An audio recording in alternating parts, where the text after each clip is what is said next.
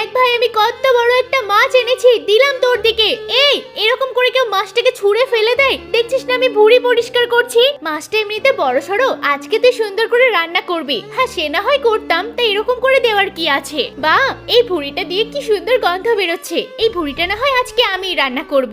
প্রথমে পরিষ্কার করে এই পানিতে দিয়ে দিলাম, আর বেশি বেশি করে লঙ্কা দিয়ে এটাকে ঢাকুনি দিয়ে রেখে দেব। প্রেসার কুকারে এটা কয়েকটা সিটি মারার পরই দেখবো এটা একদম সিদ্ধ হয়ে যাবে। আর এদিকে আমি মাছটাকে খুব সুন্দর করে স্লাইস করে কেটে নিচ্ছি।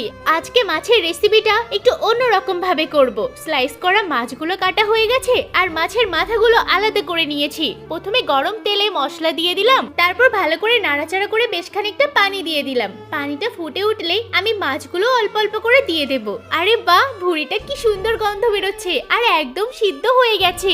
এখন এই কেটে রাখা মাছগুলো, মাছের মাথাগুলো সব অল্প অল্প করে দিয়ে দিচ্ছি। এই মাছ রান্নাটা আজকে দারুণ খেতে হবে। শোন না ভাই, ভাবলাম ভুঁড়িটা আলাদা করে রান্না করব, কিন্তু মাছের সাথে করলে আরো ভালো লাগবে। প্রথমে ভুঁড়িগুলোকে আমি পিস পিস করে কেটে নিলাম, তারপর মাছের মধ্যে দিয়ে ভালো করে নাড়াচাড়া করে নিতে হবে। তারপর উপর দিয়ে কাঁচা লঙ্কা আর ধনেপাতা দিয়ে একটু ফুটিয়ে নিলেই এটা একদম রেডি। এখন একটু অল্প অল্প করে তুলে নি। আহা কি সুন্দর গন্ধটা হয়েছে, খেতেও না জানি কত ভালো হবে। সত্যি বলতে মাছের রেসিপিটা কিন্তু দারুণ হয়েছে। সে তো হবে, আমি রান্না করেছি।